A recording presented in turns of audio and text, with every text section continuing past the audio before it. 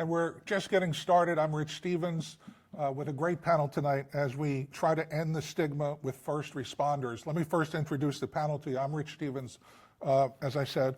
To my left is, let me see if I get all the names right. This is Jim, who's active law enforcement. Yes. Okay. To the left of him is Rich, also active law enforcement. Further down to the left is Christine, retired law enforcement. On the end, we have Mike, retired fire department and law enforcement. And then we have Jeff, who's active fire department. And thank you for all of you being here to participate tonight. Also, we're doing this in front of a live audience, so if you guys could just clap or make some noise for a second so people understand we have a great group of people here with us tonight. And if you're watching us on Facebook Live, please share the link so we get as many people watching and or resharing as possible, because our goal is to spread this message and truly attempt to end the stigma. The stigma is all, we're here tonight to raise awareness of PTSD, and the more so of suicides involving first responders it's just taken such a dramatic turn because of some of the events that are going on in our nation today. And of course, then it leads us to mental health issues with first responders too. The biggest problem that I see that we've discussed so many times is that people don't realize when they're affected by this until it really hits you. And when it hits you at that time, that's the time when in some cases, unfortunately, it becomes too late to get the help. But the reality is there's always help available. And if you're in a position like this where you're just feeling overwhelmed, you need to call and reach out for help, because that's our goal here, is to end the stigma. So I want to get started with Jim, who's active law enforcement, right next to me here. How would you say, Jim, that the impact and the stress from current events are affecting your department as well as people that you know across the board? Well, first, thank you for letting me be here, and I think that's a great question. Current events today have a huge impact on law enforcement. Right now is body cameras.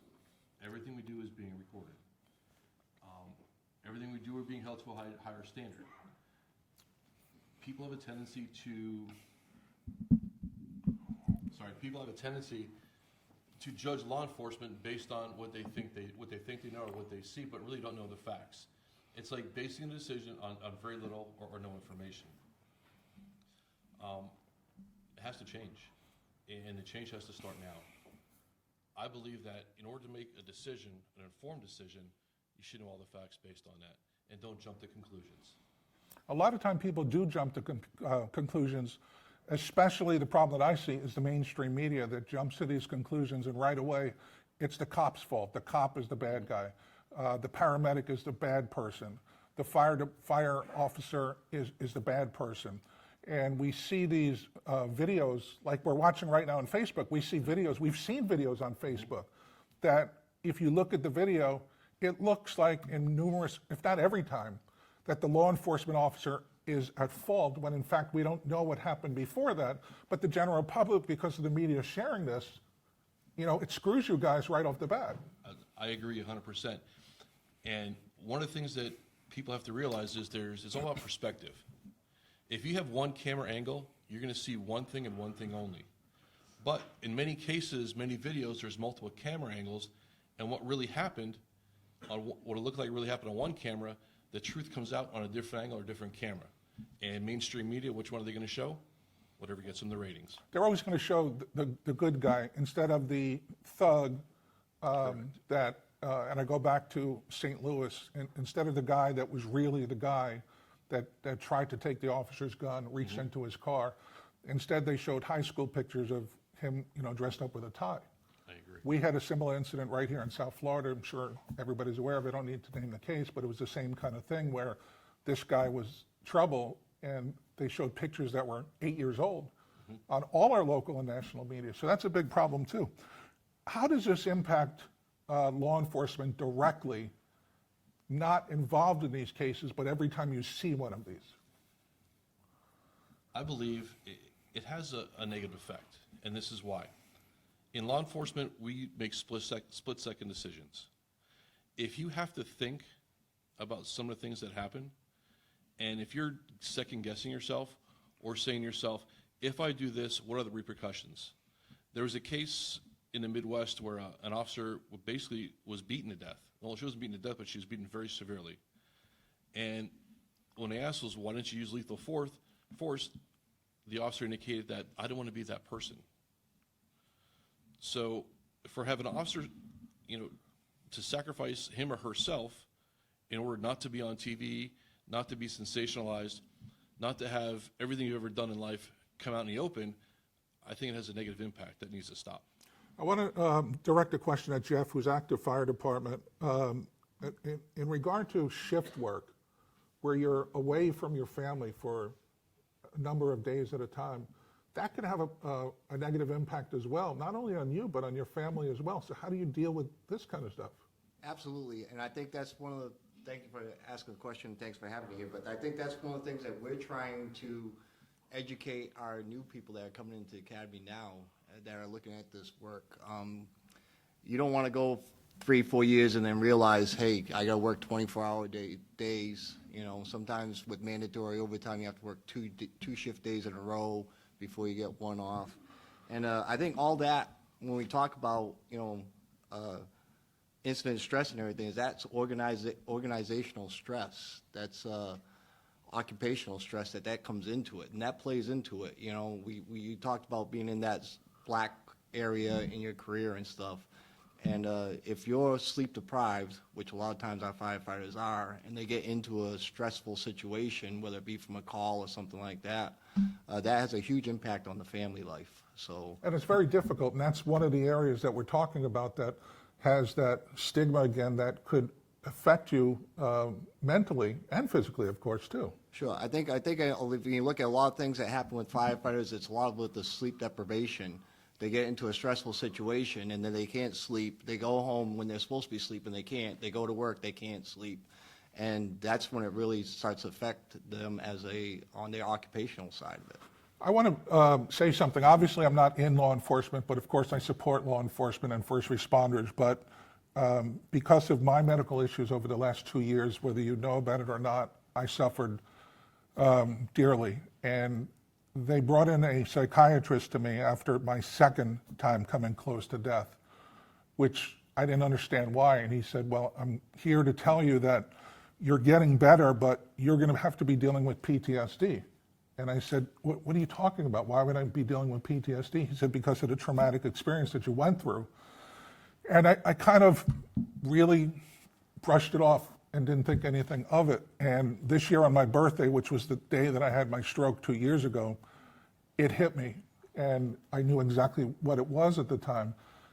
Although I wasn't prepared when it happened, it came back to me what he was saying to me. So I can't even imagine people that are seeing or have seen fellow officers, fellow first responders, fellow fire department personnel that lose their life or we just had a case recently, I think it was 2 weeks ago in Palm Beach County, where an officer was shot in the head while running across Congress Avenue.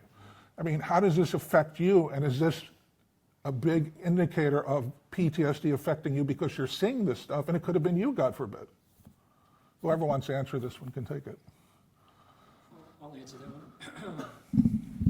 Thanks again for being here, Rich. It's always traumatic because not only are you thinking about what just happened, your family's thinking about what just happened, your friends are thinking about what just happened, and then to carry on with what Jim mentioned earlier, you're thinking about what that officer, that deputy, that corporal, that trooper, that agent, you're thinking about what they did, and then you're thinking about your agency, how they're going to handle it. You're thinking about the news, how they're going to cover that incident. So the stress sometimes becomes too much. Do you get to a point where you know that you have that stress, but you don't know how or if you can reach out for help? If I was to go, I'll answer that personally, absolutely. And it takes getting to that point of knowing what resources you have available and knowing that there's people that want to help and organizations that want to help. I don't know if it's a training issue. I don't know if it's if you come into this profession and people don't know what resources are available, but when I started, about 12 years ago, we handled incidents on a daily basis, and there was no critical incident stress debriefing. There was no peer support for the agency that I was at. We had a group that would come out, and the only time I saw them was when we had an officer killed in the line of duty. There's a lot of critical incidents that are traumatic that do not get that level of attention that they probably should. It's kind of like the school shootings. I mean, we're just a few miles away from, I believe, the worst mass school shooting in United States history, and there have been several more since that day. And the part that I still can't figure out is, why do we hear about them and then it's dumped right off the news? We don't hear about them anymore. And that's the point that we've gotten to now, where it's just a 5-minute news, not even a head story anymore. So that's going to affect you guys as well when you see this stuff, and law enforcement doesn't even get thanked enough for what they do. The amount of turnout for the shooting at the Fort Lauderdale airport and the Parkland school shooting, and if you look at how the thing that I got out of that is watching the coverage and seeing how department after department after department from all over the area all ran to help. Well, and we could go into the issues that happen there, but I don't think this is the right place to do that. But again, that shows the brothers in blue that go and put your lives on the line. How does it come to a point where you don't feel that you can reach out? Because I think that's a big problem. A lot of people don't feel that they can reach out, because then their partners or the people in their office are going to say, hey, did you hear so-and-so, went to seek help? How do we get past that? Go ahead, Christine. Basically, it's the stigma, and it's quote unquote, it may be looked at as a sign of weakness. But the bottom line is each one of us handle different things as we're confronted by them. And with the police department, I can say in my case years ago, there was no debriefing. Nobody came to talk to me. In fact, the first words that I remember after I was involved in an incident was, if you feel anything, if you have any nightmares or flashbacks, make sure you don't say anything. And that's probably the worst thing you could tell anybody after they've gone through something traumatic. Things have changed throughout the years, but it's still not where it should be.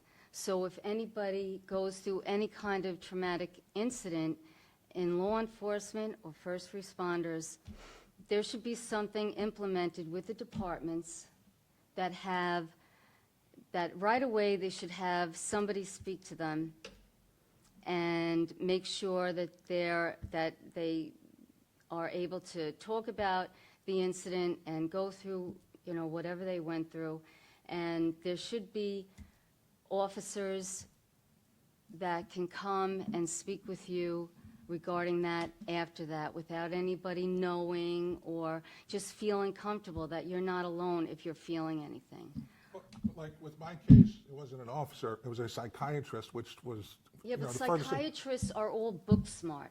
They don't know anything about the reality of being in there and going through something. So you could get the best psychiatrist in the world to give you their analysis, but, Because we might have some in the audience. oh, I'm sorry if there are.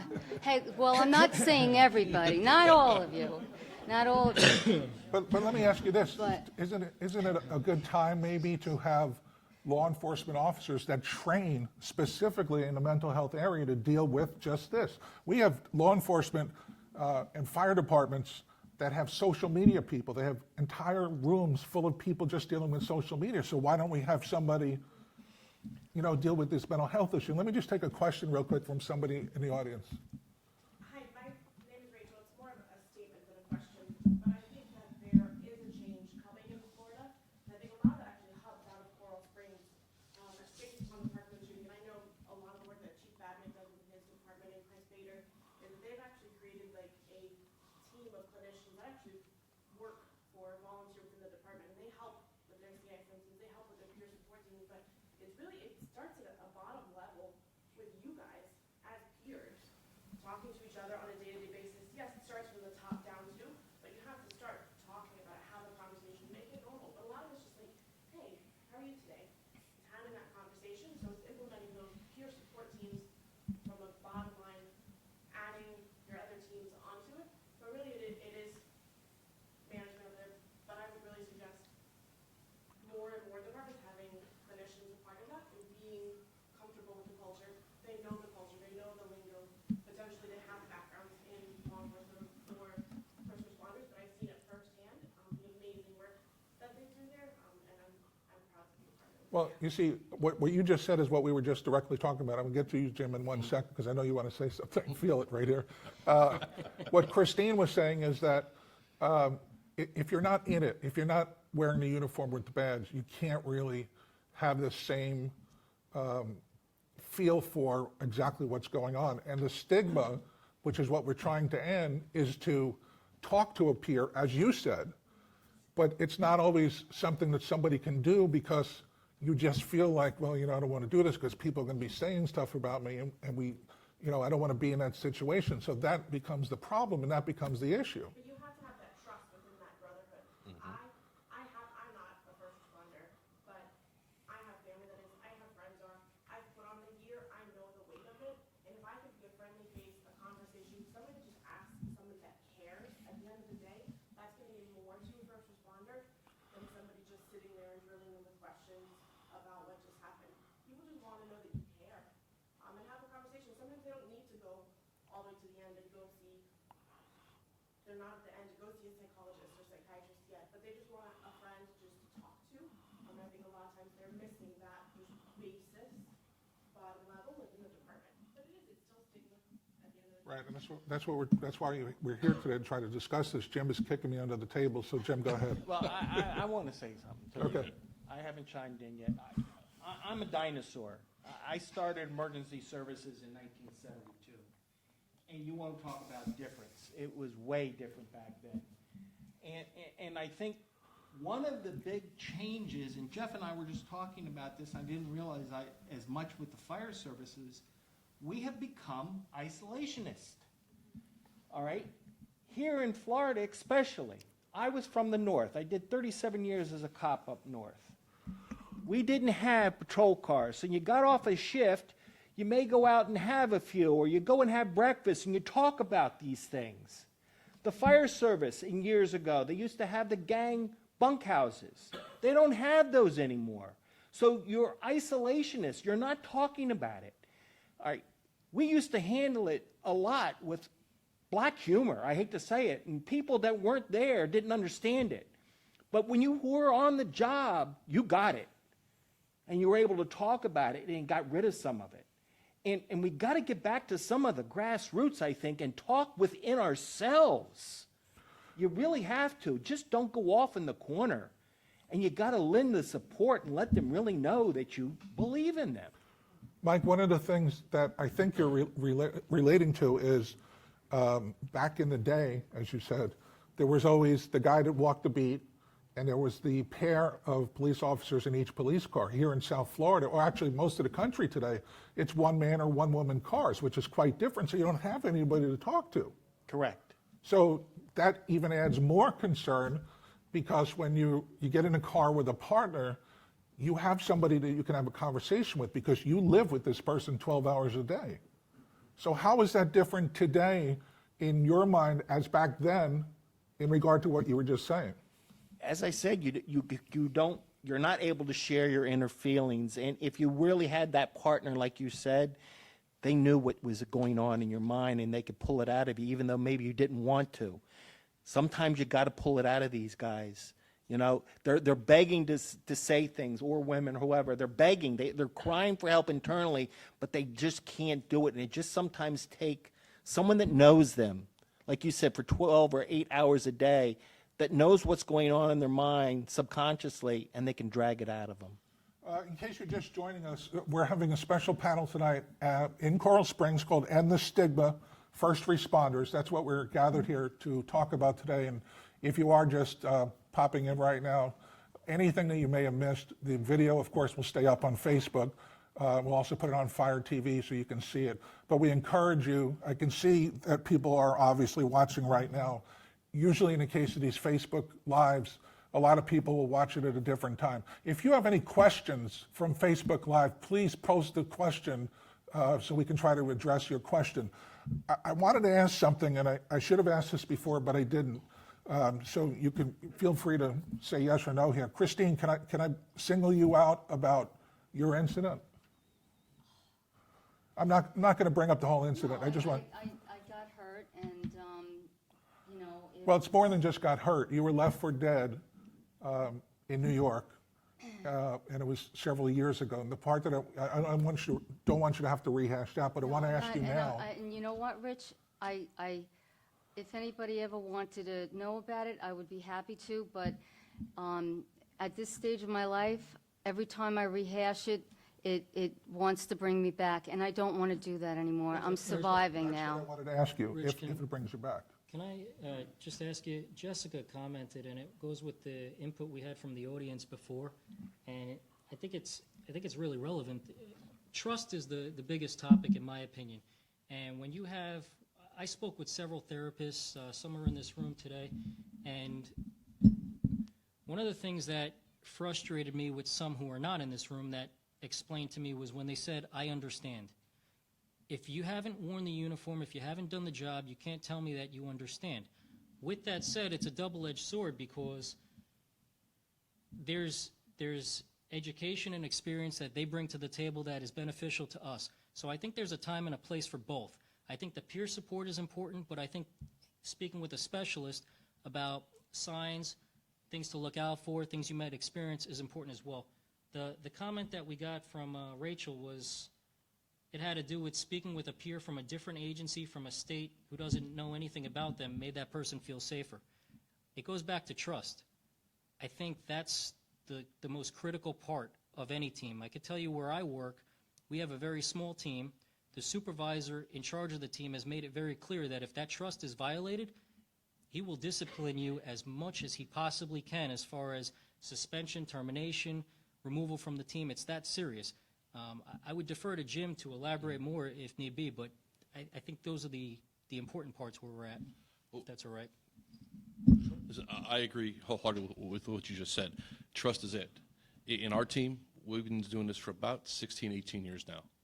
So we've been around for quite a while. And trust is the number one issue.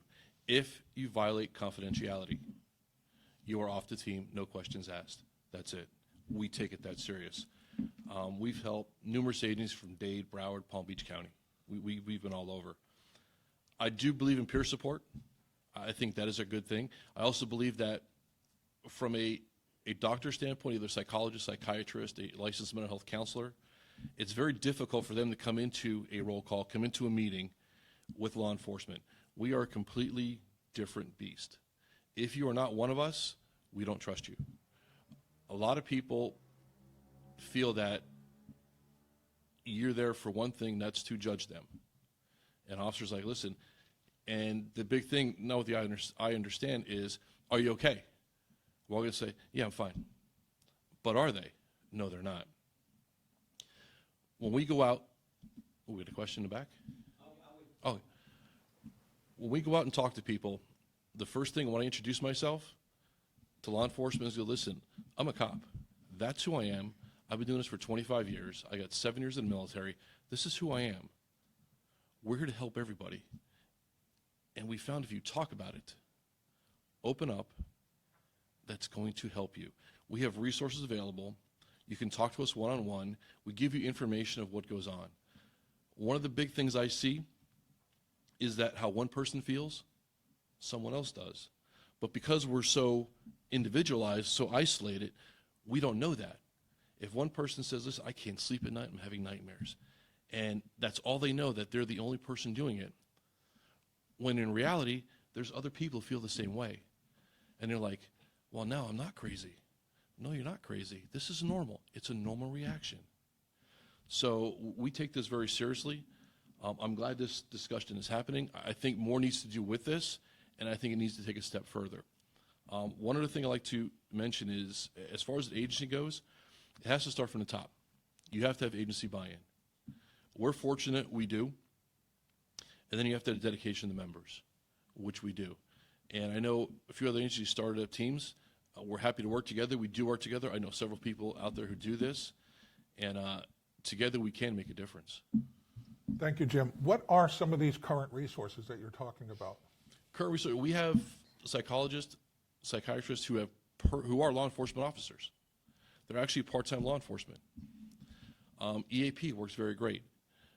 There's another facility in Dade County that an officer can go to if they're feeling overwhelmed.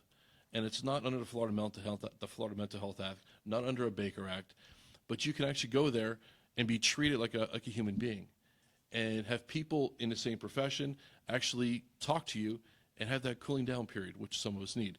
Same thing for doctors, for nurses. It's a separate wing put on for professionals. So that's a really good resource. Do you believe that, okay, let me take a couple questions. In the back by the window? Mike, I just want to touch on what you touched on, because you came on in 72. I came on in 71. There's a different breed of cop. Just want you to realize this, everybody in this room. There's a different breed of cop from the 60s, the 70s, into the 80s. I would say 85 changed. We have a different class of cop. Why did that happen? I couldn't tell you. It could have been Vietnam War. I can't tell you why it changed. But after a tour, the guys would get together. I wasn't one of them, but they would drink. They would bullshit. Choir practice. Talk about exactly what's going on. But we spoke about our lives. We didn't talk about what's happening that tour, because they knew what was going on that tour. We told them what was happening at home. We knew what was happening with the kids, and they knew everything about you. Okay? And because of that, you were able to read one another. 100% correct. So And that's what I'm saying, and what Jeff was talking with me earlier was, this is what we've got, I think, got to get back to some of it. And it's very hard to do in today's society, because our cell phones, we don't intercommunicate with each other. We play with these cell phones all the time. We got to get back to the basics, we really do. what you said before, like you work 12-hour tours. Well, when I was on the job, I only worked 8-hour tours. Okay? The guys in Florida went for this 12-hour tour because they got an extra day off. However, they put into their rotation. The truth is, in my opinion, the 12-hour tour is not the greatest tour. 8 hours is great. You do your 8 hours, you go home, and bingo, you come back again. I see guys going home 12 o'clock at night, 2 in the morning, 6 in the morning, weaving off the road. This is not the cop that I'm looking for, to be very, very honest with you. But I haven't been a police officer in Florida. I've been out of law enforcement 33 years, most probably longer than some of you guys have been on the job. But the truth is, something changed in the 80s. We have a different class of cops. Let me We have to find out what happened, what changed.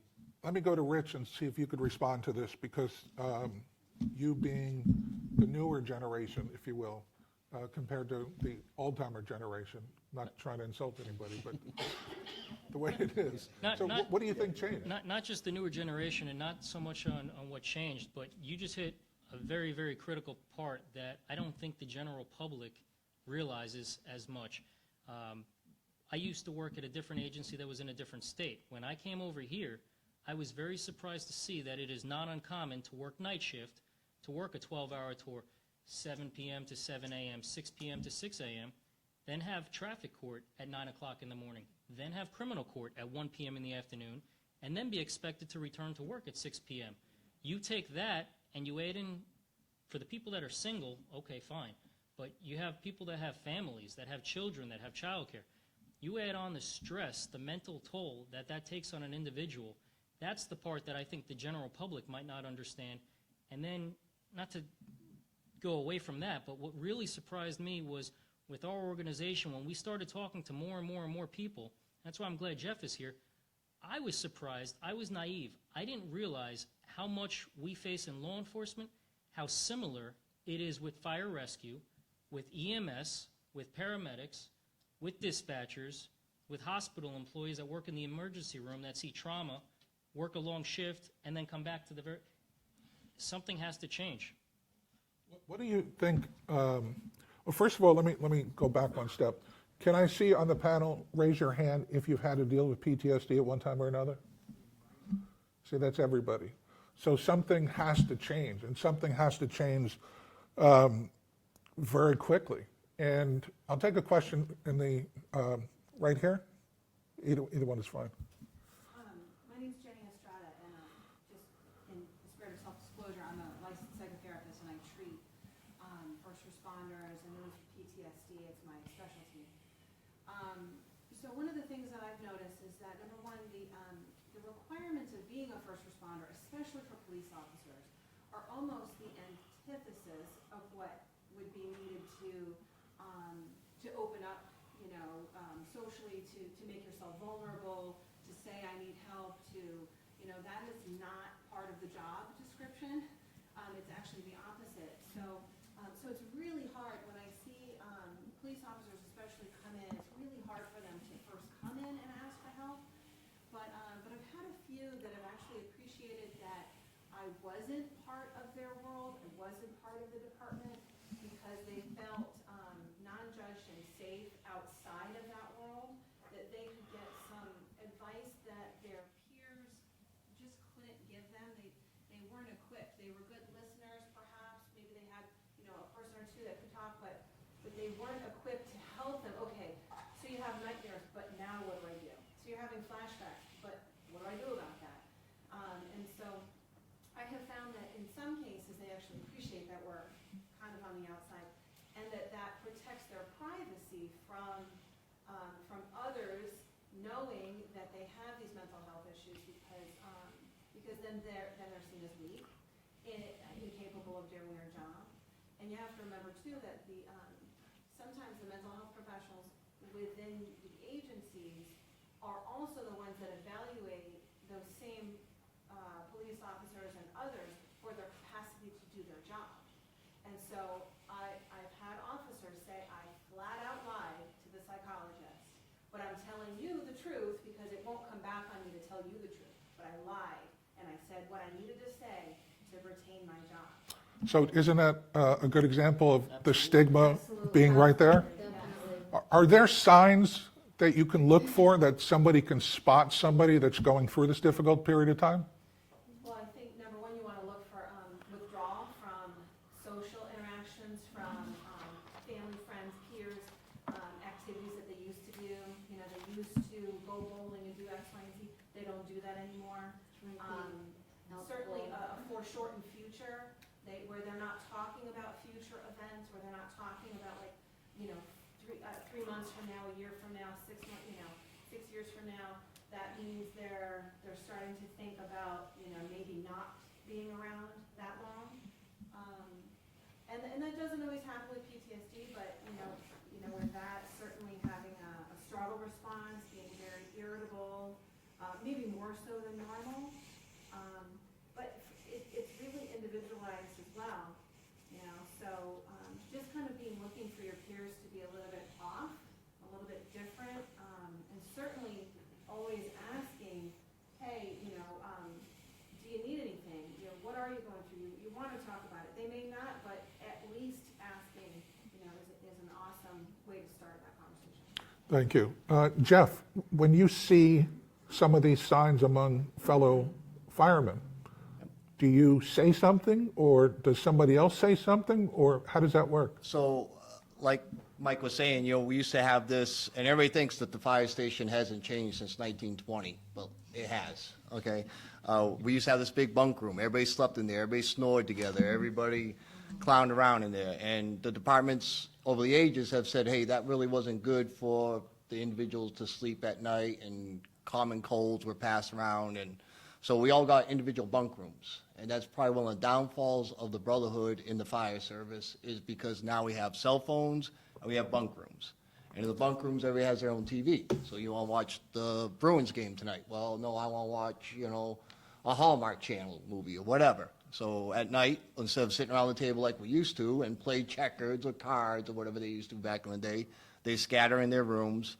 And so, we don't get that interaction. And like you said, you used to know, the police officer back there said he used to know what his guys were on his shift. You know, we don't have those, we have the conversations, but, you know, to see if somebody's actually in trouble, we'll always ask that question. But I'll tell you what, like she said, we lie and everything. If you're going through a dark time, you're not going to come out and tell people. Somebody will ask you how you're doing. You're going to say, I'm fine.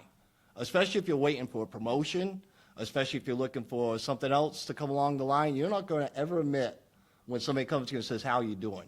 Unless it's to that point. And when somebody says, you ask that question and somebody says they're having an issue, they're in serious problems because they've been dealing with that for months and years before they finally actually come out and say it. And sometimes they don't at all. Go ahead, Jim. Right. Yeah, I agree with you wholeheartly, but I think it has to take a step further. And a step further I think we need to go is educate the family. Because we all go home to our spouses, our wives, our fiancés, your family, whoever it is, your kids, you go home to them. And it becomes a norm. Your actions now are the new norm for the house.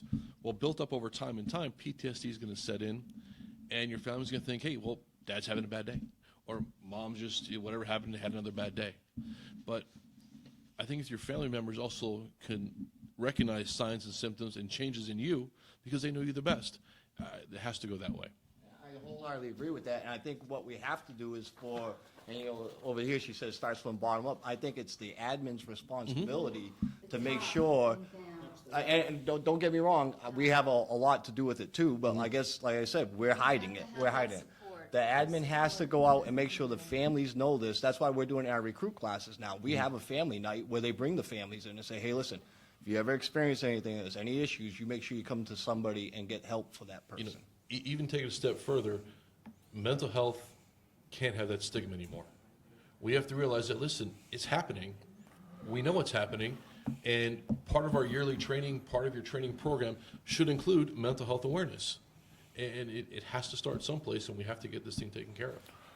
I just want to mention one other group that can't go without mentioning is our corrections. Our corrections have the same thing, and a lot of times people don't understand those. I would do an injustice to my brothers and sisters that wear the badge in corrections if I didn't mention them as well as who? And the military. Well, the military, but that goes unsaid, but the general public just doesn't understand and doesn't get it. I'm sorry. But again, the problem with that is I go back to the mainstream media that doesn't help in that aspect, which if we could somehow turn that around, it might be a big help to families and people that are not getting the help and you know, get people to reach out before it gets to that wrong point. It needs to come more to the forefront. There have been, and I'm not one that preaches that they do a great job, but there have been some particular TV shows that have at least brought it to the limelight a little bit more in recent history, this past year alone, and made it humanized to where, yeah, it's okay, you know, we understand, and you got to continue, and we'll help you. And we've just got to change things. And you were talking, though, about broadcasting these shootings.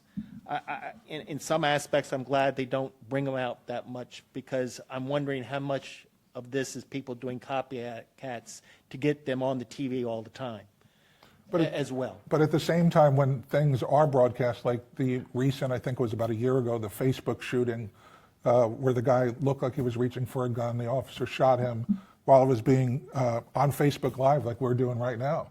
Yeah. And something like that, and this is just my belief, is that more of these things should be seen. The things that you guys that had to go through Marjorie Stoneman Douglas High, walking through those hallways, whether it was before or after the event, nobody should have to do that. But you are the people that did that. And that's things that outsiders really can't relate to, other than, you know, the Law and Order and the Blue Bloods kind of shows, which is kind of there, but not really. It's still scripted television, which makes a big difference. I think that's a great way of educating the public. Go ahead. Thank you for letting me attend today. I had spoke to Christine and Rich before we started, but Mike and Jeff both brought up situations that have hit home with me, being a first responder myself, married to an individual who has symptomatic PTSD, and now having a son that's entered into the fire service. But I can tell you, when my husband's episode started, it's a combination of things. It's not one thing specific that's going to end this, but it's a combination of educating families. As Jeff had mentioned, I've seen it change over the 22 years that my husband was in the fire service, where wives did a lot of things together, we did a lot of things with the department, and you're right, cell phones have changed that, because those things have gone away. And the same thing with peer support. There's a fear in the department alone of just being able to talk to that person and bring it to light.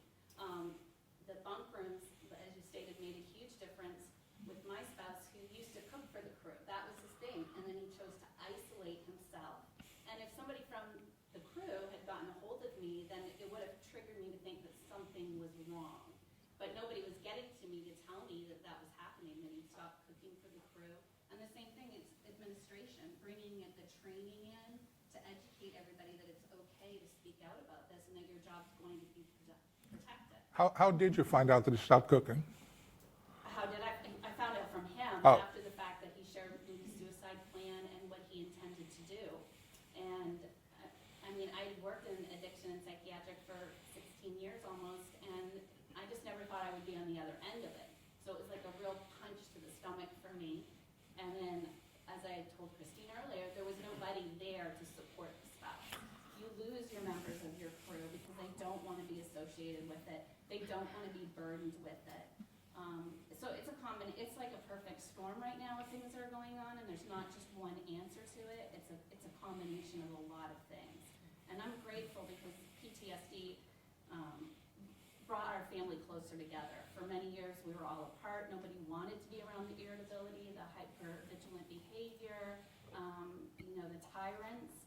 And so once it was diagnosed and we figured out a proper course of treatment, which, let me tell you, when somebody's going through something like this and workman's comp tells you to wait 6 weeks to get into it, I mean, there's your time right there that they can do something, and so as a spouse, I had to be an advocate for my husband, and I had to go over workman's comp and just try to, take it in my own hands and find the help immediately.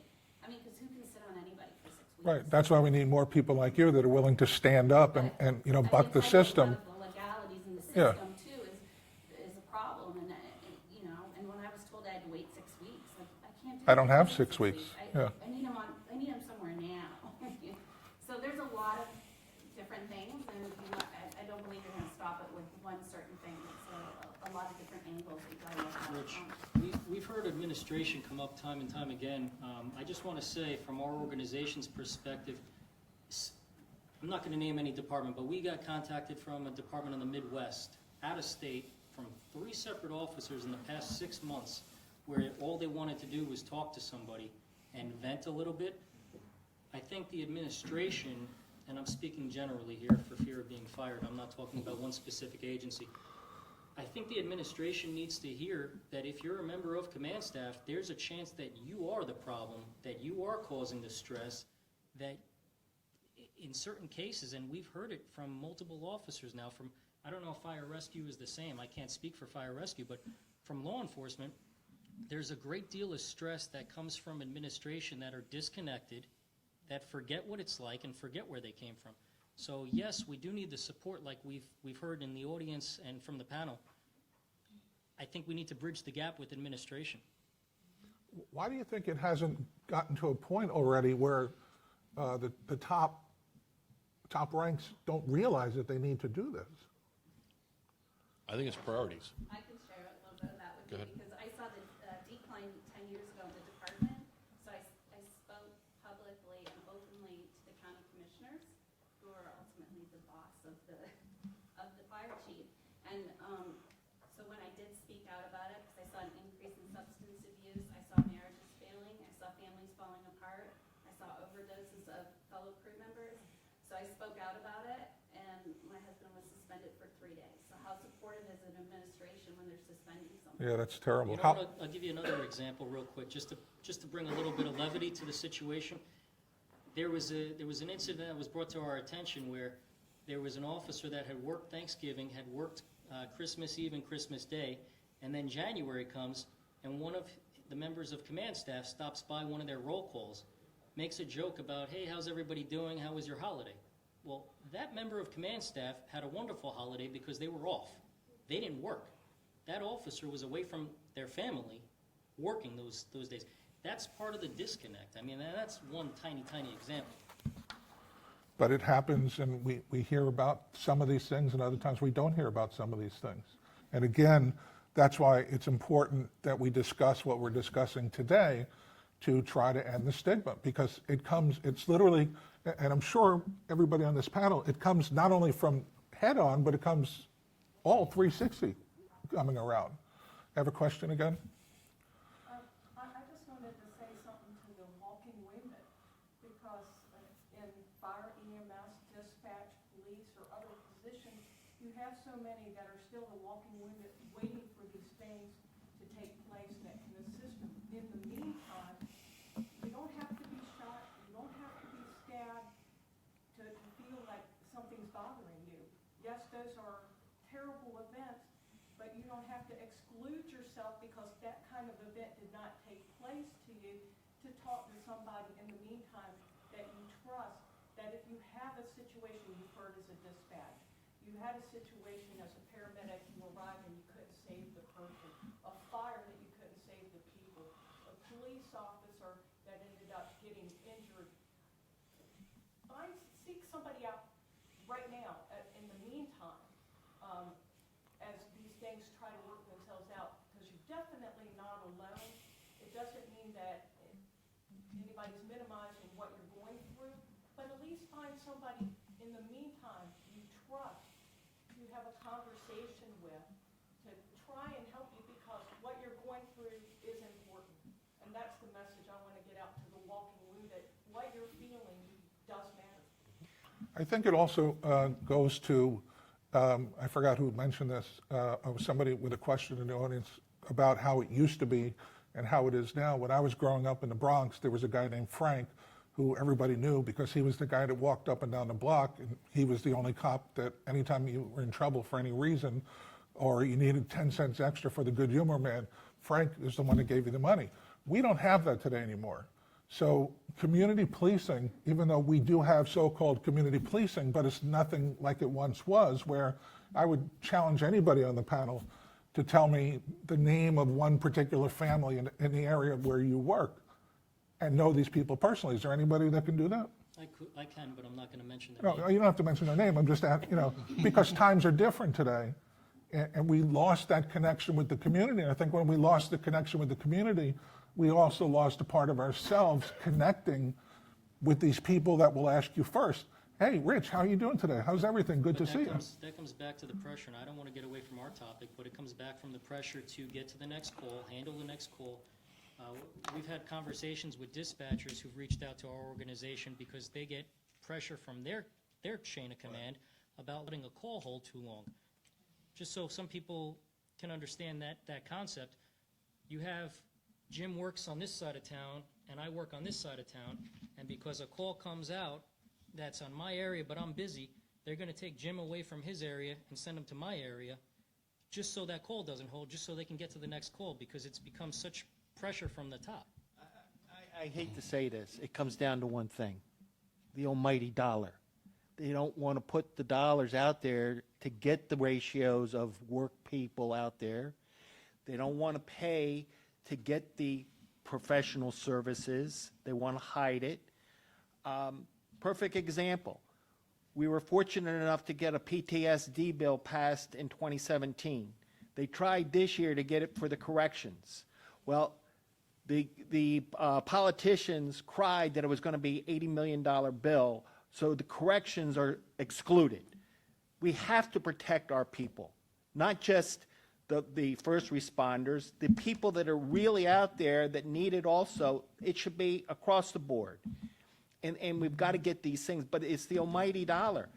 We all, and it's not just a law enforcement, but everyone wants the person to do more work, the same rate of pay, with less people. Or in some cases, less pay. Yes. Which makes it even worse. And we can't keep doing that. It's the straw that broke the camel's back. And it's getting that way. It really is, in my opinion. Just to piggyback off of that too, I know agencies throughout the county, throughout the state that I've spoken with, the old saying, you gotta strike while the iron's hot, which means something bad has to happen, and then that incident comes to the forefront. Take this that we're talking about today.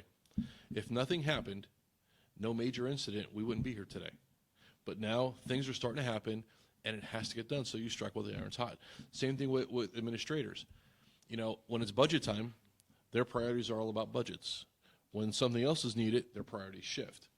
There has to be a priority set on mental health and mental health issues. Well, also the issue you have is the chief or the sheriff or whoever the top administrator is doesn't make the decision on themselves. That has to go, as somebody in the audience said, through the Board of Commissioners, who really don't get what first responders do. I truly believe that. I agree, but there are some chiefs, some commissioners, some cities that really, really take this serious, that we have a lot of support, that will support our agency, mental health, and all this. We have the support, but I think it has to go nationwide, and more people have to get on board with this. And that's why things like this are great. If you need help, assistance, get a hold of one of us. We can show you what we do, how we do it, and we have the resources to help you get to where you need to be. Jeff? Rich, I just want to go back to what the audience was saying about the walk-in wounded. When I first heard about PTSD years ago, I knew that was from the military. And I said, those guys, they deserve it. They see some horrible stuff over there, and everybody, I think, on this panel is going to back up a military guy with PTSD any day. But what they do is they go, on their tours, they go for a year, 2 years. Obviously, some guys go for extended years. Our tour of duties is anywhere from 20 years to 30 years. And that's a cumulative of stress. I mean, if you've been on this job longer than 6 months, I don't care if you're a police officer, a firefighter, or EMS, dispatcher, been on a job longer than 6 months, you got some form of stress. Now, that stress is every day you pin that badge on your shirt and you go out the door. You're going to have stress involved in it. And it doesn't take, like she was saying, the big event to cause PTSD. You have some type of stress involved every day you're out there.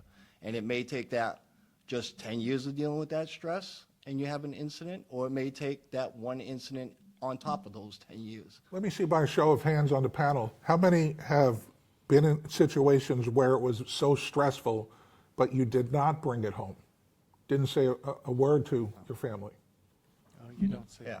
See, that's another issue that we're talking Rich, about. I found that I get more stressed out when I talk. I'll give you an example. Not to put my mother on the spot, but my mother, wanted to know certain particulars about an incident or wanted to talk about her problems going on, and when I'm dealing with something that's this serious over here, and then I look at her situation down here, it's added stress. It goes back to that whole thing about not understanding. So I think a lot of us, and this I know we can relate to different professions, we shut down. We don't want to talk. Somebody commented on our page earlier from Jessica talking about how can we include the spouses. That's a good question. I don't know the answer to that because personally speaking, and maybe one of the specialists in our audience has a suggestion, but I shut down when what I did was when I have stress and I have an incident that I need to talk to somebody about, I talk to somebody that's a police officer, somebody that can relate, and that's my comfort. That's what I do. But I don't know how to include the spouse, and I think go ahead. What? So I don't have the answer to that, but I do know that on the VA website, the Office of Veterans Affairs, they are doing, they have a link to Massachusetts General Hospital, and they're doing a lot of training and support for families of war veterans. And so the Massachusetts General Hospital has a real strong psychiatry department. They're really trying to train clinicians on how to help families, but also to give the families of veterans the support they need to understand PTSD, to understand, how to receive. So if we could kind of replicate that or take that as a model to then translate very closely to first responders and give, the families the education and the clinicians and even, administration and everyone that support, then we create a culture of openness and discussion and support, and then it starts to trickle down. Are you saying this directly with the VA in Massachusetts, or just their concept? It's either, well, I'm saying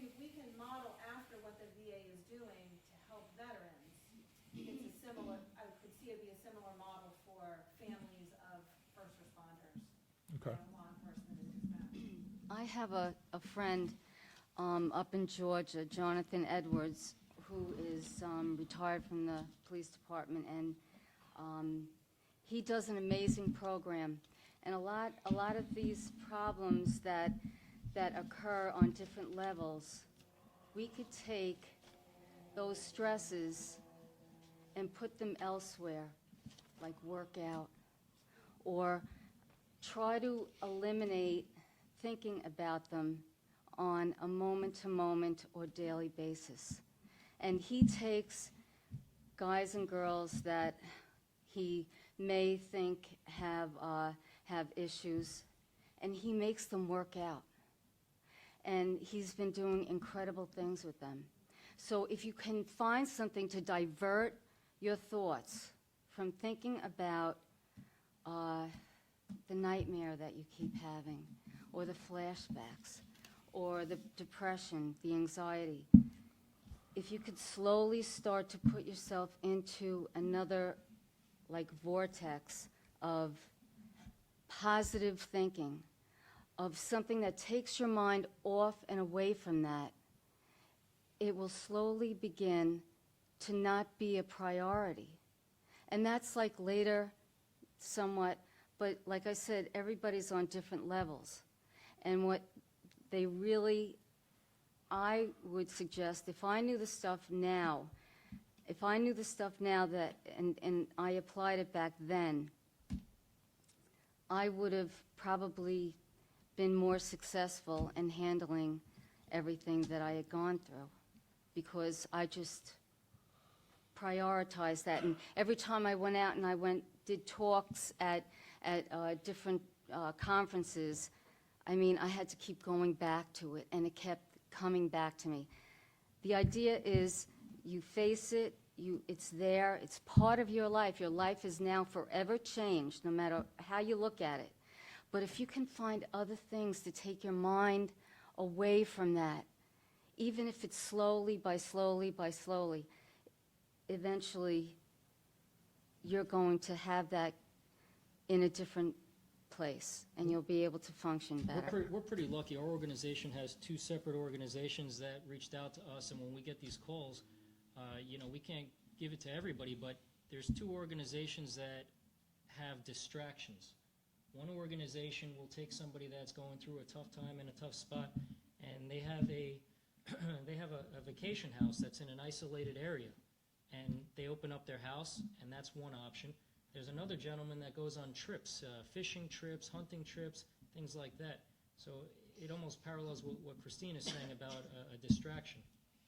I almost wonder, maybe we need to go back to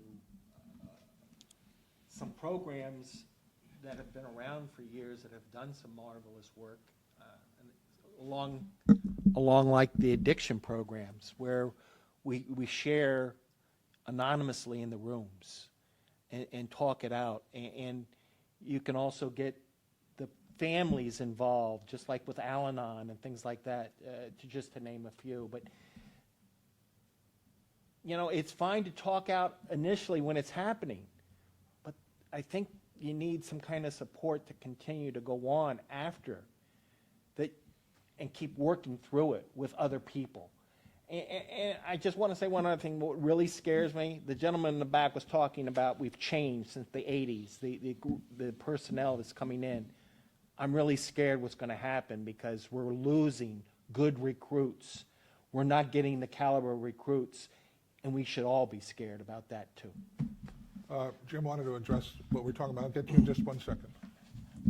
I agree, but, whether police, fire, EMS, corrections, military, it's in us to give. We will give, and go nonstop. If it takes 12, 14, 16, 18 hours, we'll do it. We'll give the shirt off our back. We've all bought meals for people. We've all helped kids do whatever. That's what we do. The hardest thing for us to do is to receive. And I think once we teach us how to receive and actually practice what we preach, we're going to help ourselves. I think that's very important that we all take a serious look at that. And as they say, action speaks louder than words. So, Yeah.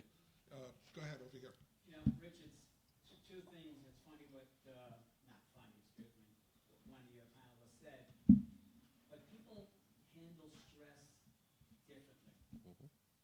every situation is not the same, even though we know it's a shooting. If you understand what I'm telling you guys, everybody handles it different. One of my incidents, I had quite a few in my career, and I don't even know why the job did this for me, because I never even told anybody. I had a situation where a guy pulled a sort-off shotgun on me and 3 other guys, and I didn't see it because it was in his coat.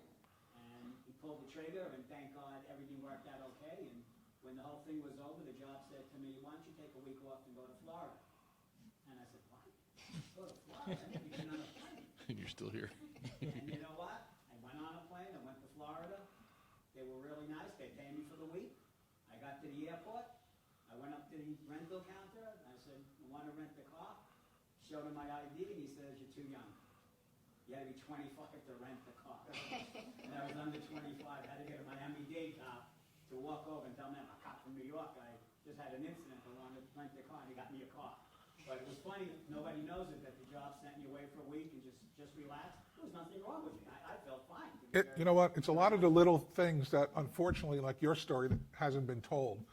The little things like JetBlue paying for families to fly in for the Parkland memorials, that really wasn't publicized that much. And it's all these little stories that I think should be shared more, whether it be through social media or through these groups like Jim was talking about, everybody coming together, and maybe we'll make a difference that I way. didn't say the job paid for me to go to Florida. They just gave me the time off to go to Florida. Marty in the back. Only you, Alan. You got a question over here? You know, you're all touching on really good things, but let's bring it all together now. What you wanted to do was stop the stigma. That was the first subject in your, to stop the stigma, you have to make it not guilty, okay? You're not guilty for your cumulative experiences. Through your life, how many dead bodies you've seen, how many injured people you've seen, how many times you've been attacked, you're not guilty for that. And I think recently, 2 young people killed themselves because they felt guilty. And those young people killed themselves because probably everybody told them stop thinking about it. You can't stop thinking about it, okay? Everybody processes it differently. In this room, there are people who care. Almost everybody in here has some trauma.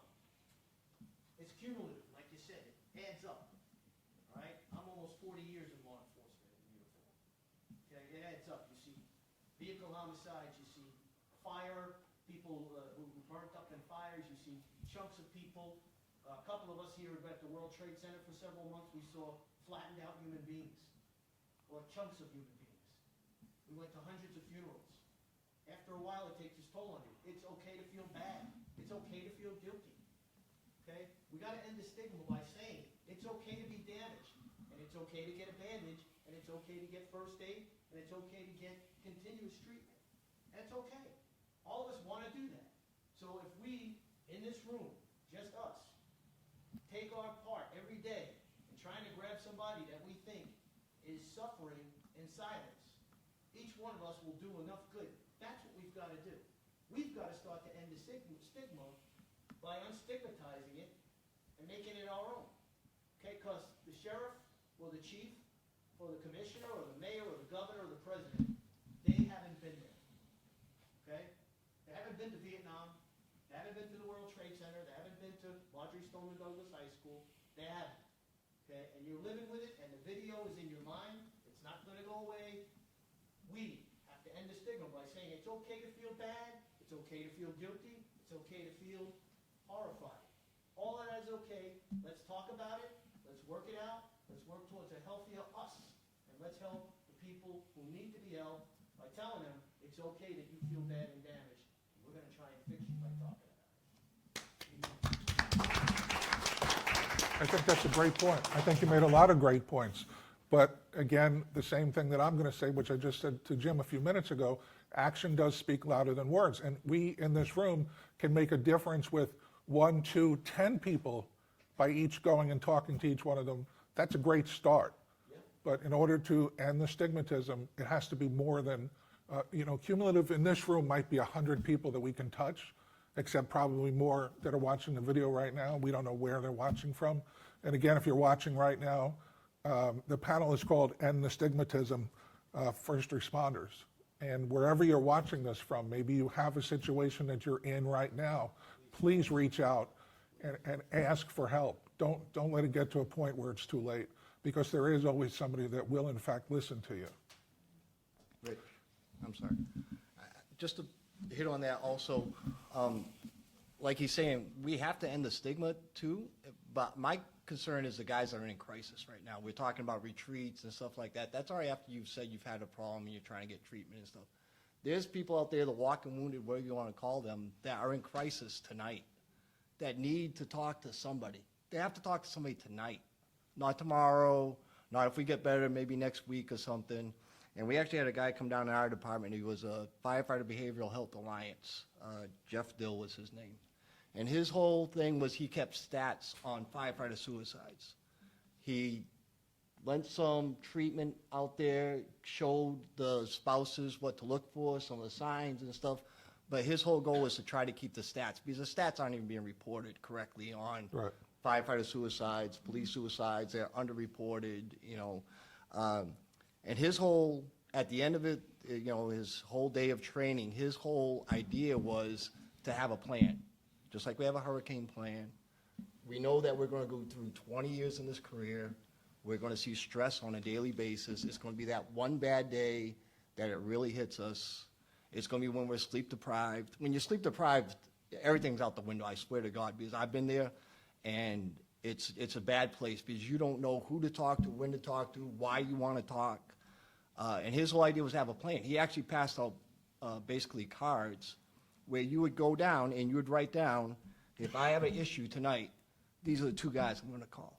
And those are the two guys that number is going to be in my wallet when I have an issue. And just like a hurricane plan, you update that every year, because those two guys might not be the two guys you want next year. But you have to, these guys have to be able to reach out to somebody when they need it, right now. I agree. And if it's a member of your crew, if it's your boss, if it's your best friend from the West Coast, even though I mean the East Coast, even though I live on the West Coast, I'm making a call. And these guys have to feel comfortable and trust to be able to say, these are the two guys I'm going to call. And it's all about trust. I mean, we just circled right back around to where we We started talk from. about retreats and stuff like that, but we got to get these guys before they do something.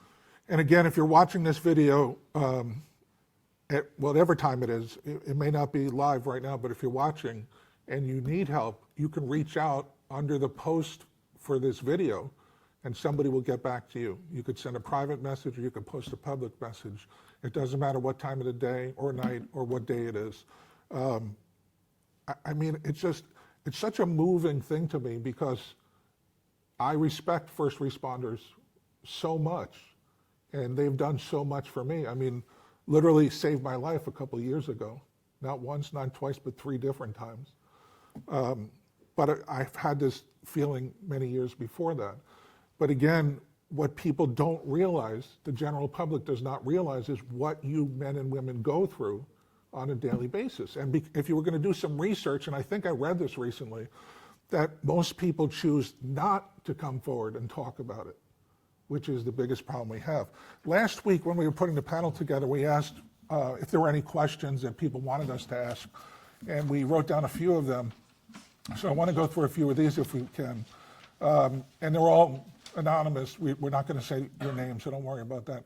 Just sharing, I've been deployed before with the military. What I saw and dealt with was not as hard as coming home and seeing what I miss with my family and kids. Who wants to touch on this one? It's really not a question, it's a statement. David, David, do you want to maybe answer that question for us? I think you're well equipped to. As far as the military, I can offer that perspective. It's so critical to have, like you gentlemen have talked about, that band of brothers. We have to have some. You know what, David, can you come up here? Just jump on the last. Either seat, that, come we'll bring on him, for the mic. we'll bring you a mic. We appreciate it. Yeah, from a military perspective, I could tell you that it is so critical to have that band of brothers. You know, this is what law enforcement is facing is very similar to the Vietnam culture, when, you know, the vets were coming home and the backlash from, you know, from the country, and then, you know, just the whole disdain of the media. you guys are facing, in my opinion, insurmountable, really odds. So what we need to do is kind of insulate ourselves. So that's what we teach. I was in the Marine Corps. We train a lot with the special operators, and what we do is we insulate ourselves. We build organizations within that do the outreach, and includes the wives as well. That is very, very important to really include your spouses, because they need to know what is going on a daily basis. Another thing is, just utilize technology. We've talked about how technology has separated the human factor. Now let's create some chat rooms, WhatsApp groups, where you guys can have access to one another. It could be totally anonymous. It could be something that is voluntary, but we need to really embrace that. Have that outreach, 24/7 access. One of the things that we're very excited about is we're studying how Israel is dealing with the PTSD problem. Israel is at the forefront, as you know, in terms of terrorism and having to, a highly, vigilant military.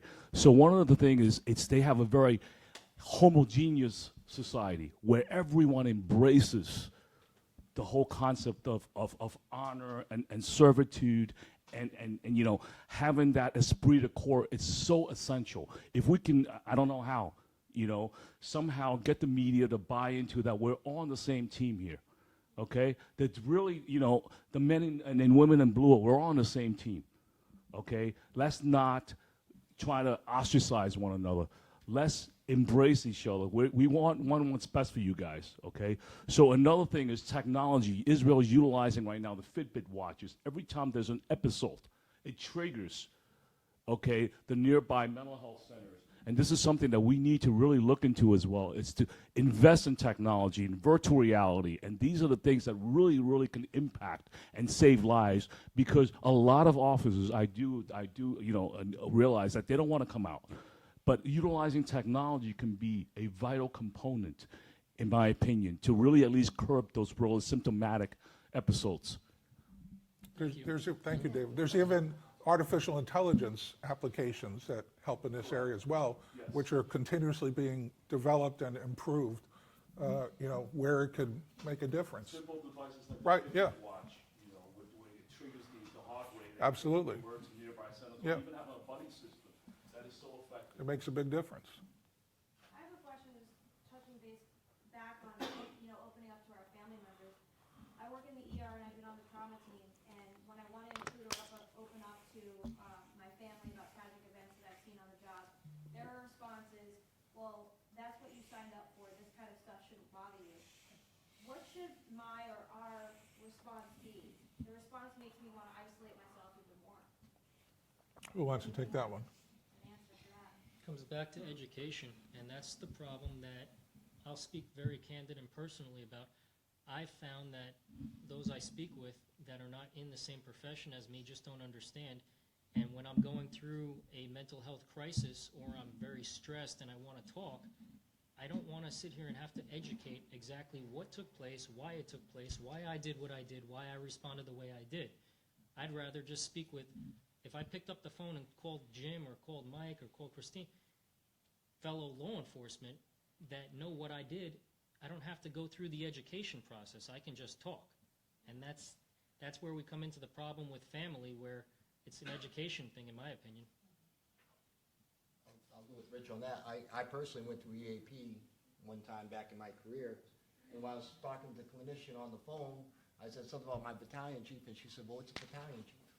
When you're in a crisis, you don't want to sit there and explain what a ER tech does, or the ER doctor does, or explain the rank structure of a department. I mean, you're getting more aggravated than anything. So,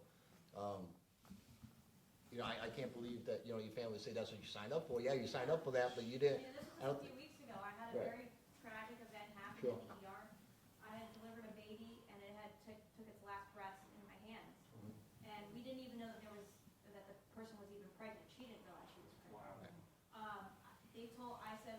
I actually opened up for the first time, and I said, look, I really need to take a couple minutes to myself to just walk out. They said, okay, give yourself 30 minutes. I called my closest family members, and that's what they said. Well, this is what you signed up for. I mean, what do you expect? I mean, and I didn't even, it just made me more frustrated and more upset.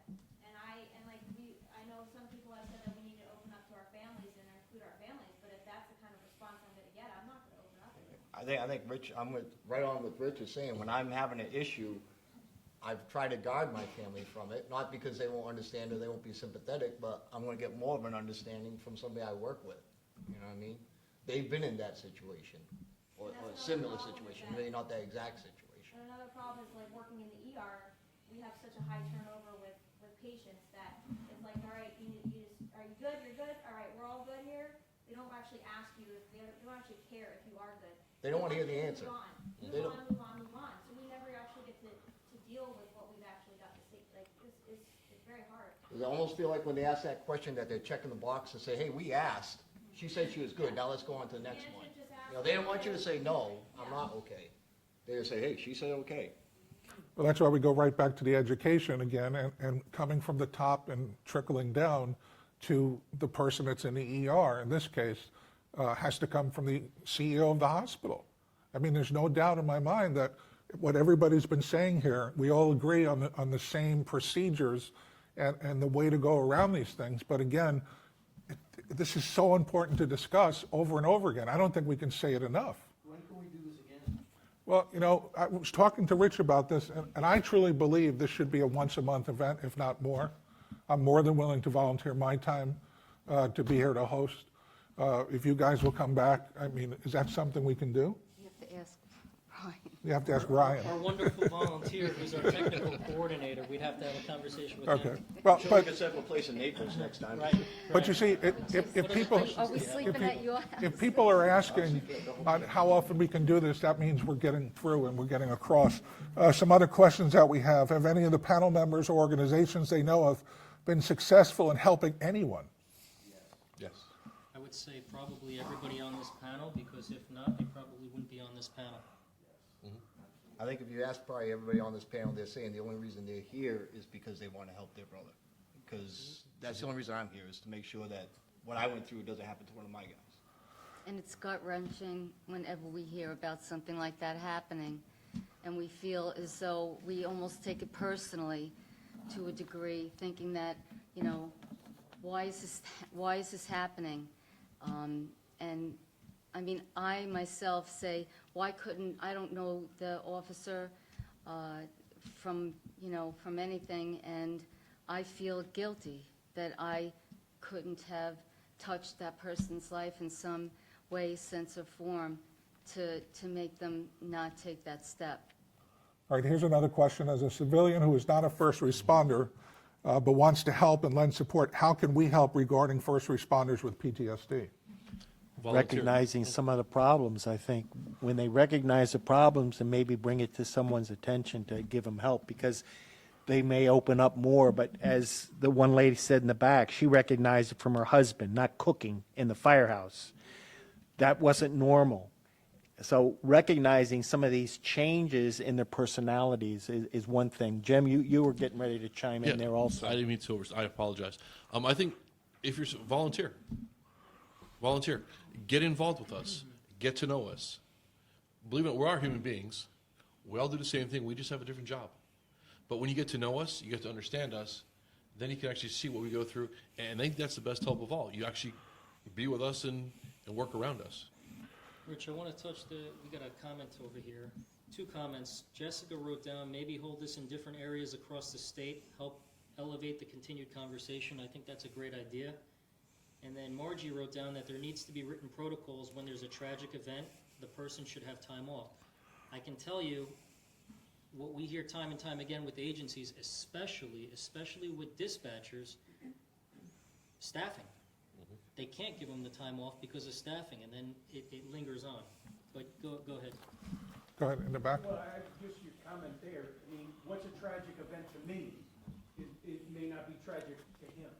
So for me, okay, I deserve 5 days off. Do I repeat what I said? Oh, okay. We hear you just fine. Keep going. Thank you.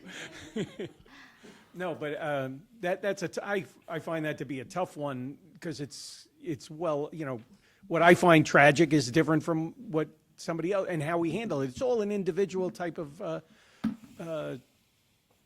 action, is what I got to say. I can tell you locally, one of the agencies that we have here, there's a traumatic incident their protocol is to have a peer support unit dispatched. And with their firehouse, what they do is they take those involved with fire rescue with that house, they take them off the road.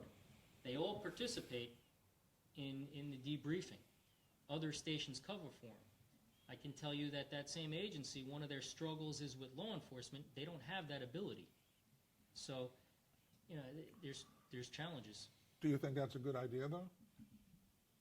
I think, and Jim's more equipped to answer this than me, but I think you need to immediately have a diffusing, speak with the people involved, because experienced people that want to help are going to recognize who needs a little bit more attention and give them the opportunity to ask for help.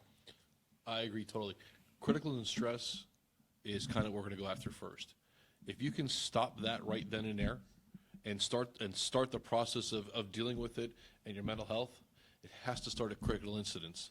And your supervisors, staff, whoever has to realize that what they saw is a critical incident and give them the help they need, just like the young lady in the back.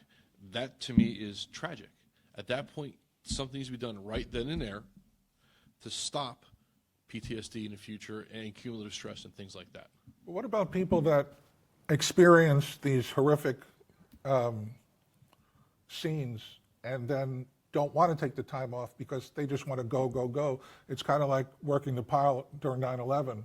There were people that were told, you need to take some time off, and they said, no, we're not taking time off, and they kept going and going and going. I believe that it should be mandatory. This should be part of the norm with police officers, firefighters, everyone else. You know, critical and stress debriefings, critical and stress management should be the new terminology we all use, we're all familiar with, and all know how to do it. Put in the stigma if you make it mandatory. Make it mandatory and the stigma. Right? It could. Yeah, it's got to be mandatory. That's it, period. All right, we have a question in the back. Yeah, no, I just want to let you know, you asked about the pile at the World Trade Center. There was command staff, guys that were captain and above, that were going around looking to see which officers looked like they were tired and looked like they were run down. And they made them go to the respite center, which was a hotel on Vesey Street. They made them go to the respite center, and they made them rest for 6 hours. And they made them sign into a book. So there is some knowledge of that. These guys were the captain, one captain in particular, I knew he was a Vietnam vet, and he sent these people there. Okay, it can happen, it can work. But again, what Richard mentioned earlier, it's staffing. It's how many people do you have? Can you spare 3 people to cover for 3 others that have to go and rest? And my response is, how important is that employee of yours? Right. How important are they? Do you want them continuing to work if they're in that state? I agree with you. I agree with you. It's priorities. They have to be able to function. They need to be productive. They need to be healthy here and the rest of their body. They get injured physically, they need to get their help. If you get injured up here, you just deserve the same amount of help. Well, that And there needs to shouldn't be be any training question. too, that they need to learn that before an incident takes place, so that they're not They need to be fighting the system reassured. to be removed. Just to give you an example, at our agency, this is expected by our officers. When something bad happens, we're going to be there, they expect us to be there, or they know who to call. And I think once it starts with that, you start having the buy-in, and people expect us to be there. And we're there every single time. And that's what every agency needs to focus on. That's, I think, one of the goals we should be trying to address. Kelly on the side, Rich. You can see it. When you're mentally hurt, you can't see it. Well, that's what I was asking. Are there signs that we can look for, or that anybody can look for to notice? That's what we were talking about before. And I agree with you. There are 9 times out of 10, you can't recognize the signs. And these people up on the panel here who work very hard at what they do, as well as you guys that, you know, were on the job and retired, work very hard at what you do, and you know you had to keep up that, whether it's a public or a personal persona, you didn't let these things bother you, but they were bothering you, just didn't let anybody know. But just to follow up, and too many times we hear this, an officer, a firefighter, someone else commits suicide. And then after that, they start to realize, well, they start doing this. I saw them do that. Well, I saw this sign. I saw this. Wait, they did start giving stuff away, but I didn't think anything of it. So the signs are there, But the education that we go back to, as long as you can recognize them and don't put that blind eye. If they're there, something's wrong, address it. I'll tell you, one of the reasons we're having this panel is because, and you just mentioned suicide, for the last 3 years, we have had more law enforcement officers take their own lives than have gotten killed in the line of duty. Same with fire. Same Yeah. with fire. So there's a problem. I don't want to skip Kelly. She had a question as well. I mean, obviously our goal here is to end the stigma and be able to come forward. So for those of us that are currently working for agencies that maybe are not in these top positions in the organization, how do we get this conversation started? Because we're the low men on the totem pole. So I would direct this to Jim and Jeff, like how do we start this conversation and get this ball rolling? So I tell my guys, so I'm a captain in my fire department, and everybody says, well, it's, you know, the young generation coming in, young generation coming in. Those guys are receptive to this. They want to make sure that they're taken care of. It's the older guys in the department that are saying, hey, when I grew up, I didn't have this. You know, I made it 20 years of my career, and I have open conversation with them. And I would tell them every time I talk to somebody, I say, I'm here to tell you what I've been through, to make sure you guys don't go through it. And if you are going through it, to make sure you come out and reach out and talk to somebody, because you have to talk to somebody about it. And you 10 people could go on the same call, like somebody said in the audience earlier. Everybody's gonna have a different effect from that. What doesn't bother me anymore might bother somebody. Might not, you know, everybody says, oh, the new guy. It might not even bother the new guy, but it might bother the guy that we did a cardiac arrest on a baby, and that looks almost like his grandson, or his grandson was the same age or something like that. So you don't know how it's gonna affect, and we actually just go back now and after a call and just make sure everybody's okay, you know? And of course, you'll say the little signs you can see and stuff, but I mean, just asking somebody. And then if they kind of go off by themselves, you know, you kind of ask them again, are you sure you're okay with that? I'm on the honor guard team where I work in my fire department. And we're constantly doing funerals and stuff. And that used to be, that was our norm. And then finally somebody said from the CI-70, hey, check in with your guys. Every time you get done with the funeral, ask, are you okay? Did that bother me? What doesn't bother me may have bothered one of them, guarding the casket or something, so. I'm going to mirror exactly what Jeff said and add this. We have an established team. Agencies have established teams. You know, being in law enforcement, one of the things that I do is I hate reinventing the wheel. We already have what works. Get a hold of us. We'll give you what we have. If you want us to meet with your command staff, whoever you want to do, we'll be more happy to do that. I'm sure our command will be more than happy to let us do that. But we already have the work done in place, the policies in place. We can just give them to you and just mirror our stuff. In the back? I was just gonna say, you're saying, how do we go about, talk about it? Bring it up when you're at work tomorrow, just say, hey, you know what I did last night? And this is what we were talking about. You know, I think it's a grassroots thing in that thing, is that you're willing to talk about the subject matter. I also was 9/11 and I'm active now, and saw, I experienced the stress of Douglas, where I was like, oh my God, the next day was like, this is 9/11 stress. I could see it in the people I was working with. And I've talked to guys that responded over there. And I told the sergeant, I said to him, I said, you guys gotta go to, therapy. I said, you've gotta go. He goes, yeah, I see a person or whatever. I was like, all right. I said, but man, I said, all these guys that were at that scene should be getting some type of therapy, getting talked to and stuff like that. Because it was amazing. That South Florida experienced 9/11 stressors on, 2/15, you know. Well, 2/14 it was later in the afternoon. 2/15 when we all went back to work and we're like, whoa.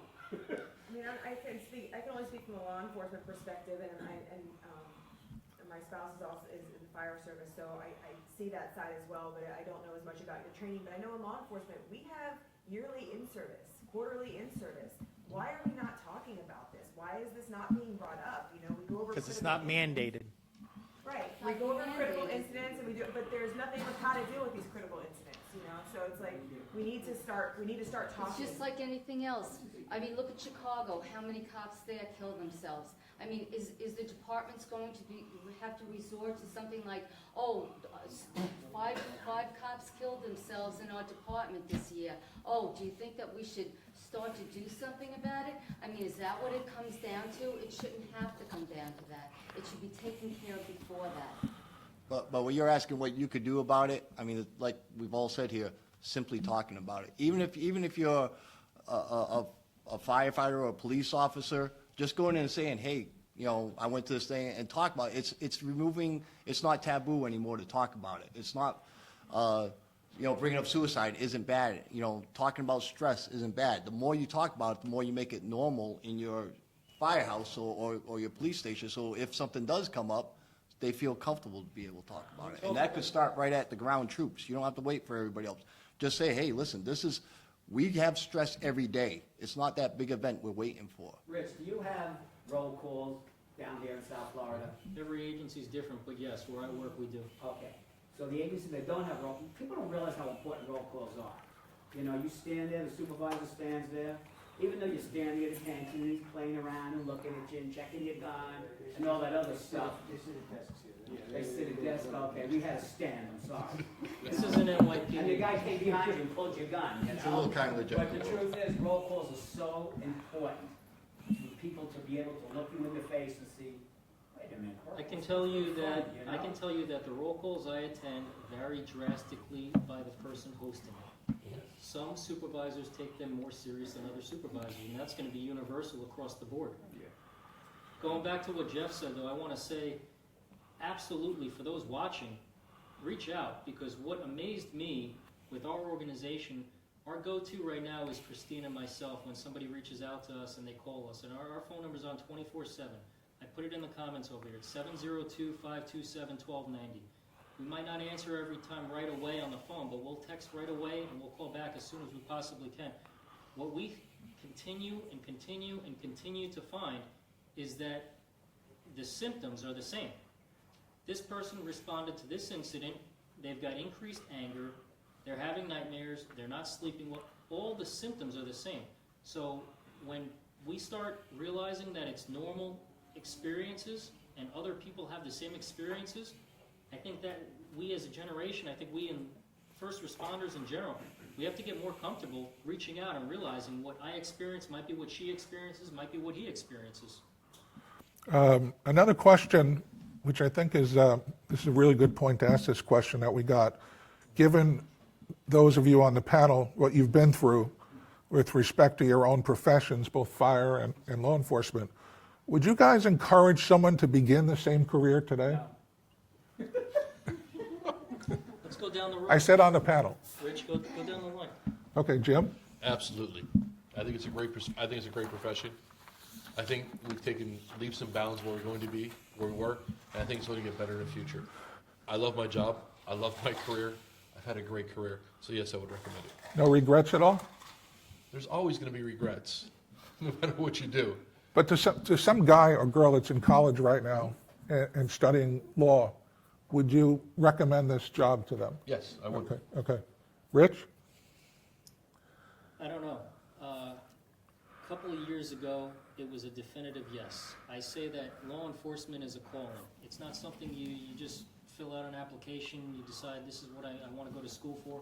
For me, it was a calling. I went to college, I did my first ride-along up in Providence, Rhode Island. I was hooked, did what I had to do, got hired, and I love the job. I absolutely love it. The emotional toll that it takes on somebody, I wonder if today's generation, if they know what they sign up for. I go to these academy graduations for fallen officers' families, and I see the innocence, and it pains me because I know what they're going to experience. So I don't know if I would answer yes or no, and then the follow-up would be, it depends on the agency. You have to do a ride-along, you have to talk to the officers that work there, because one agency is not the same from the other, and you need support, especially now more than ever. When we have more officers taking their own lives than we do, when we have officers worried about internal politics more than external things with suspects, that's a problem. So I think it depends on the agency. I don't know how to answer that yes or If no. I asked you this question 5 years ago, would you have the same answer? Absolutely not. It would have been a definitive yes. Okay, all right. Christine? I definitely agree with what Rich is saying. I think that people that have it embedded in them that they want to go out there and be a police officer, that they should be able to know the ramifications involved, and they should be able to know that there are certain departments that will educate you and stand behind you and have these different critical incident divisions that will help should that happen. I think it's somewhere that you really have to, it's a personal thing. I think that what Jim's department's doing, I think that that's an awesome thing. And if cops have it in their heart that they want to do that, they should absolutely do it, but they should be able to pick and choose where they want to serve. All right, let's go to Mike. I bleed blue. I love the job, but I've seen it change so much in the past recent years that I would be hesitant to say. And I think partially, you brought up one perfect example was what happened in St. Louis. My God, the guy did nothing wrong and he's out of law enforcement. He was put up on a cross. And if you have, again, like Rich says, if you have a good administration that backs you, but unfortunately administrations change too, very quickly at times. If you have an administration that supports their people and is not afraid to bring it out right away that you're wrong, the guy did his job, get the facts straight, get out of my face. Or, oh, well, I'll pander you, I'll give you this, and it's wishy-washy. So I love the job. I don't know if I would do it again. What if you had a kid that wanted to get into law enforcement? That was your child. For me, it was the best choice I made. It really was. It gave me a good career. I really firmly believe I probably would, but I don't know if I would say the same thing. Unfortunately, it's got to be in you. It really does. It's a calling, and if anyone thinks it's not, it isn't. Like a fireman, I wore both hats. You got to be a little bit nuts to go running where everyone else is running away from. But I loved both jobs, and they were very rewarding and very satisfying. So if I had a child, I'd probably say, you've got to do what you're right. It's for you, and it has to be your calling, not me pushing you that way. Makes sense. Thank you, Mike. Jeff? I would say definitely yes. I would never be a police officer. I don't know how you guys do it. They love us most of the time. I'm just saying, you know.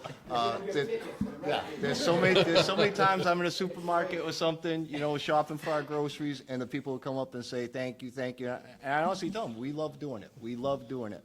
But as a station captain, you know, we have a lot of people that stop by our station and curious. Should I be a firefighter? You know, what do you think about the career and stuff? And I always will tell them, I think it's the best career ever if you ever want to help somebody. But I'll always caution them with that. People ask us all the time, is it tough to do the job? Is it tough? You know, you wear that air pack, you go up ladders. Physically, it's demanding, but it's more emotionally demanding than anything that I've ever done. You know, we're paid good money to deal with stuff that the average American does not want to see, does not want to do, and does not want to see. And that's what they're paying me to do. You know, to be there at the worst part of their time. Somebody's crisis is going on, and that's what we're there for. I'm an old man. I still could climb a ladder. I could still throw air pack, but it's the emotional toll that it'll take on you after a while. So going into that, they have to know that going into it. All right, Jeff, thank you. Mike, if I can get you to bring that mic back out to the audience again, because we have law enforcement with us. You don't have to say your name or your department, obviously, but I'd like to hear your opinions. The same question we asked the panel, would you recommend this career to somebody that is new in the market to want to go into law enforcement? Well, I'll actually touch on the child aspect of what you talked about. I have small children, my oldest being 10, and he has the eye for law enforcement. We're driving down the street, Dad, there's an expired tag. Dad, there's an expired tag. What's that guy doing walking between the two cars? I really thought he was going to catch someone breaking into a car one day. I'm a fourth generation police officer, and nowadays, it hurts. I've been through some really traumatic situations in my career, and I don't want him to go through the same stuff I did, but I know there's not going to be any stopping him. My dad couldn't stop me, and I'm just going to have to support him. So it's just whatever, like someone, I believe you said it, Mike, that, you know, you have to make the best decision for you, and I'm just going to have to support him for it. My other kids, they don't want anything to do with it, but there's the one, and I can totally see him But doing that this. says a lot right there, that you have one that, you know, is sensing it right now and the others couldn't Yeah. care less. Yeah. Ask me that question. Tell you, I'll be honest with you. I'm not going to tiptoe around. Let me tell you guys, you can be whoever you want to, okay? If my kid went into law enforcement, I hope and pray he went like to the feds or something. My son is not going to become a uniformed police officer anywhere. Let's get it straight. When I came on the job, it wasn't the same it is today. You guys want to bull dinkle and say this, that, and the other thing? Times have changed. Get it straight, get it understanding, because if you think your kid's going out there in a radio car solo, and he's going to make a decision, the odds are that decision's going to be the wrong decision if it's the right decision. Let me tell you. So my answer, no, I would not want my kid to be a cop in uniform anywhere in the country. If other guys feel it, I understand with generations and tradition, I'm with you 100%. Times are changing, my friends. Change with the times. So if believe you had me. an opportunity to come back, would you come back? At 66? Yeah. You mean like in the old man? And I've seen you run down the block. If you could come back, would you? No, I was running away, not towards. Listen, you have to understand something. And he understands where I'm coming from. When you came on the job in the 60s and the 70s and even a part of the 80s, you were a different guy. You experienced different things growing up. I grew up in the East New York section of Brooklyn. I didn't live in Long Island at the time like my other academy partners were. We lived a different life. Times had changed. I don't know how to emphasize it and explain it to everybody. We are not bringing the same caliber as cop that when I came on the job. Definitely not the same caliber. All right, we're talking to people in the audience now who are obviously not on camera, and that's for a good reason, so you don't have to identify yourself. Go ahead, in the back. Well, I somewhat disagree with him. I agree that it's a calling. It was a calling for me, and I think it's a calling for if one of my children decides to become a police officer, I would back them. And I see some of the young kids today, and you know what? They come from today. They're not from the 60s and the 70s. So they are policing what is now. And I always got a kick out of when I first came on the job back in the 80s. There was a guy who said, if I was to come on this job today, I wouldn't come on this job today. And it was always because of the rookies. Well, you know what? They're the rookies, and they're going to learn just like we did. We were rookies, too, at one time, is the way I feel. And they're experiencing what life is now. And I've met some really good young cops out there. And because in their heart, they're there trying to help people out.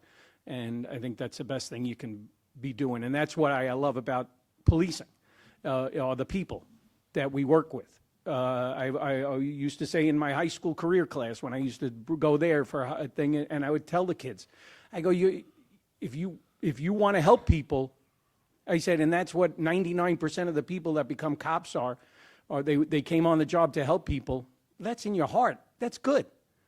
You can't beat it. So you're working with some great people. So that's what I have to say. All right, thank you. Anybody else in the audience? You have one right over here. Yeah, I'm glad for several of the people that I met and the help I was able to give a lot of people in the career of law enforcement. But no, I wouldn't do it again. I would have stayed a paramedic firefighter. I wouldn't have known a lot of folks, though, and for those experiences, I'm forever grateful. And I worry because actually my daughter is a police officer now, and having attended so many officer funerals and knowing so many fallen families, it worries me but I do trust her, and I'm honored that she wants to do the job. But I'll give you an example. When I was a paramedic, I was also a police officer. I went to one area the same day for a heart attack victim, returned later that evening working as a police officer.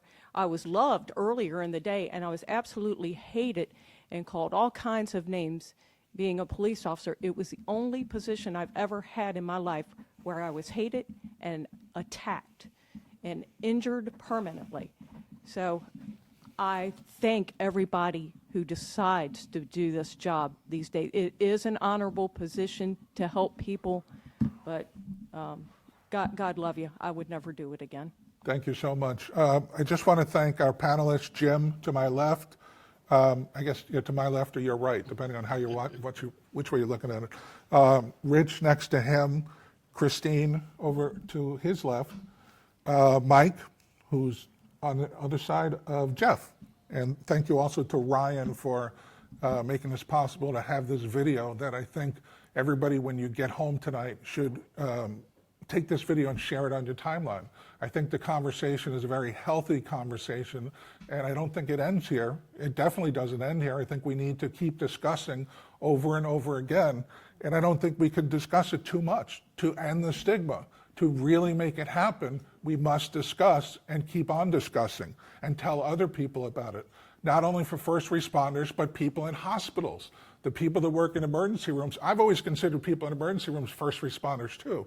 I don't know that you're looped into that category, but I've always thought of it that way.